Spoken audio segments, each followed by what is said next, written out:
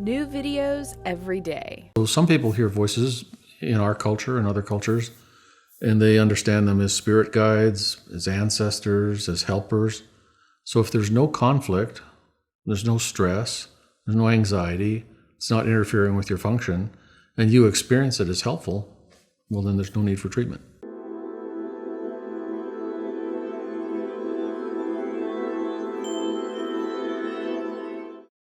Thank you for tuning in to Alternative Health. I'm your host, Karina Rachel, and I'm joined today by Dr. Colin Ross. Today's topic is schizophrenia and hearing voices. So I'd love it if you could let me know if you have heard voices before or if this is something you've experienced, hearing voices in your head. Today we are offering tips and techniques for handling this. Dr. Ross, thank you so much for joining me today. Always my pleasure. So we have some previous videos where we talked about schizophrenia as a diagnosis and different considerations in that area. And then today we're going to be focusing on maybe some ideas of how people who maybe already have this diagnosis, things that they can do to improve their situation. Sure. Well, hearing voices, which can be either inside the head or outside the head, does occur a lot of the time in people who have the label of schizophrenia, but also in people who have other labels or no psychiatric label at all. And there's several studies now showing that if you take people who have the diagnosis of schizophrenia, people who have the diagnosis of multiple personality, dissociative identity disorder, and then people who've been screened and don't have any psychiatric disorder, but hear voices, what's the difference between the three groups? Well, the two psychiatric groups, schizophrenia, dissociative identity disorder, they hear voices, but so do the people without a psych disorder. So what is it that makes it a psychiatric disorder? And the answer seems to be, it's not hearing voices as such. It's the conflict, the inner warfare, the negativity, the hostility, all the negative energy attached to the voices. So they're trash talking the person, saying negative things, recommending the person kill themselves, putting them down. So that's really what needs the treatment, not necessarily hearing voices as such. Okay, so hearing voices in and of itself isn't necessarily a criterion for diagnosing one of these disorders. Well, it is in the criteria for the different disorders, but most things are not specific to any one disorder. Okay. And so some people hear voices in our culture and other cultures, and they understand them as spirit guides, as ancestors, as helpers. So if there's no conflict, there's no stress, there's no anxiety, it's not interfering with your function, and you experience it as helpful, well, then there's no need for treatment. Okay. But if you have the kind of hostile, upsetting type voices that are stressing you out that you'd rather not have, well, then some kind of treatment might make sense. Right. And of course, there's big evidence on emphasis in psychiatry on medication, but the medications really don't work all that well, and they have lots of side effects, and there's a large group of people they don't help at all. Right. So then, now what? And so that's where I'd like to dive in. So there's actually a growing literature that's international, quite a lot of work over in England especially. There's an organization called the Hearing Voices Network, and there's a method of therapy called voice dialogue. There's several variations on it. And there's actual studies and trials and data and outcomes and so on. The basic strategy is, instead of just looking at the voice as something wrong with my brain, something wrong with the chemicals, something wrong with my genes, and I got to suppress the voice, that's the whole sort of concept of how you're going to understand voices that is the starting point. So rather than being just meaningless brain on the fritz kind of symptom, the voice maybe is a part of you. It's coming from you. You just don't experience it as coming from you. It doesn't feel like it's coming from you. Right. But it's not coming from the wall or the chair or the floor, right? So it's a dissociated, disconnected part of you. So it's kind of like an amplified version of your conscience talking to you, except it's so split off and separate, and it's so amplified that it's out loud. You can't start the voice, you can't stop it, you can't control the content. And sometimes the voices talk to each other and you're just a third party listening. Right. So that's what makes it be a voice. And so there's a whole set of different strategies. The first one is just changing your thinking about it. So in a type of therapy called cognitive therapy, there's a thing called catastrophization, which is you just make something be the hugest disaster ever. And then the cognitive therapy work is to decatastrophize, Right. kind of chill yourself out, get your thinking down, don't overreact, don't look at it in such an alarming fashion. Right. And that's one of the standard things that happens in cognitive therapy. So we want to decatastrophize about the voice, which is it's not a sign necessarily that I'm insane, that my brain is basically, heading downhill into chronic psychosis. It could just be part of me that's split off.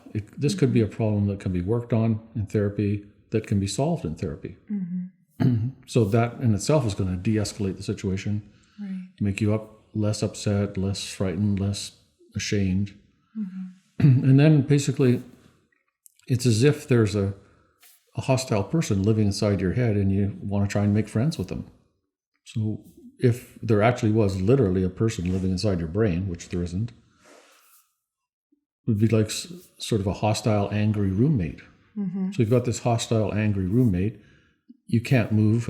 You can't kick them out. You're kind of stuck there with them. What are you going to do? And a lot of it then just kind of rolls out as general common sense.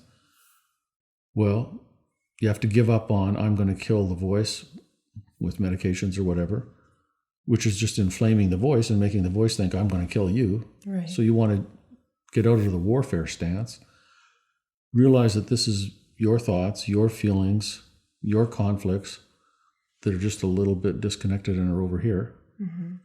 So you have to acknowledge it's a part of you, accept that it's a part of you, which is painful and difficult often, and then actually start talking with the voice. So the basic strategy is that the voice is like another person that you can have a therapy relationship with. So the therapist could talk to the voice, or you yourself can talk to the voice.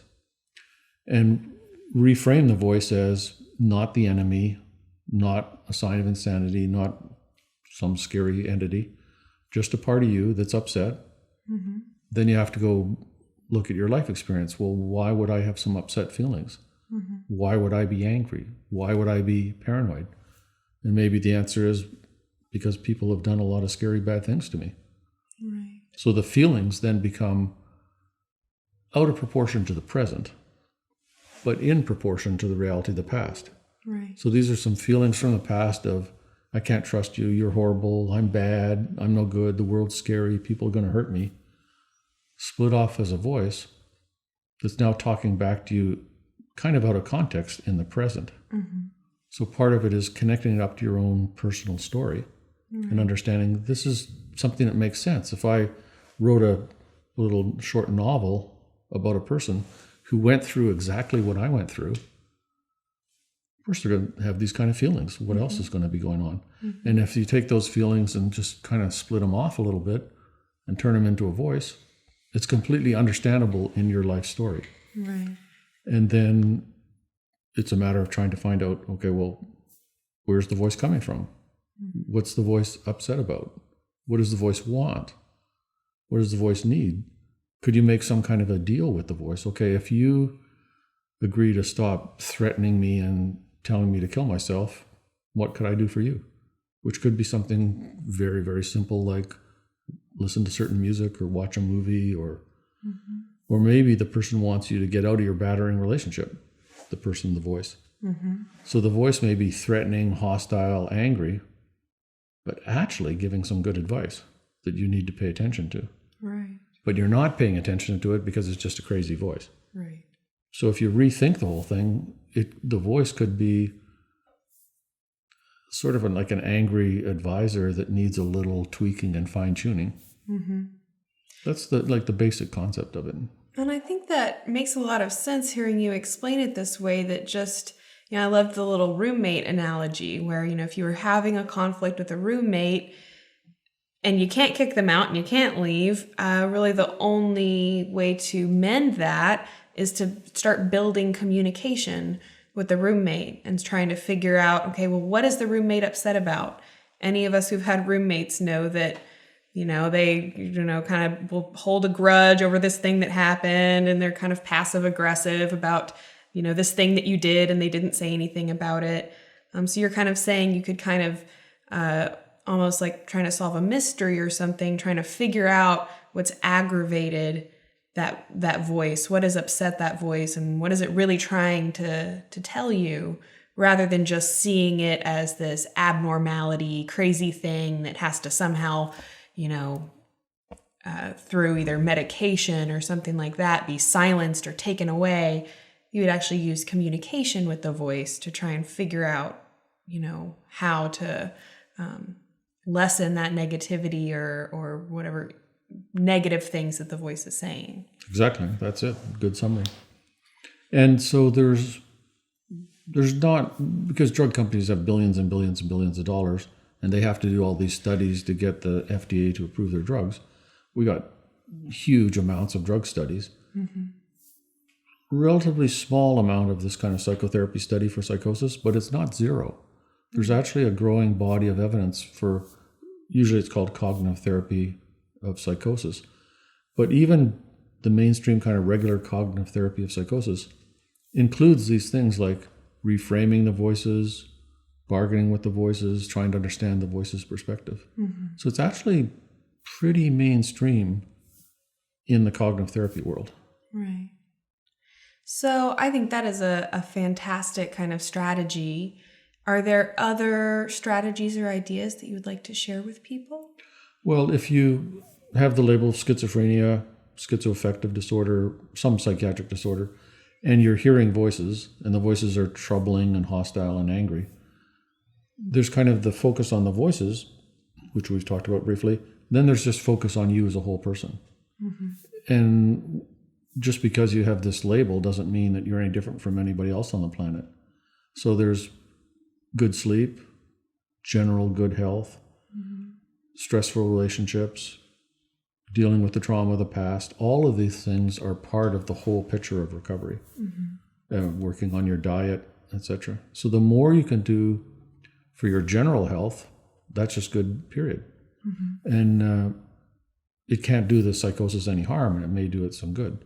Right. So there's very, very, very clear evidence everybody agrees with that if you have a schizophrenia, schizoaffective type label, your life expectancy is less than average.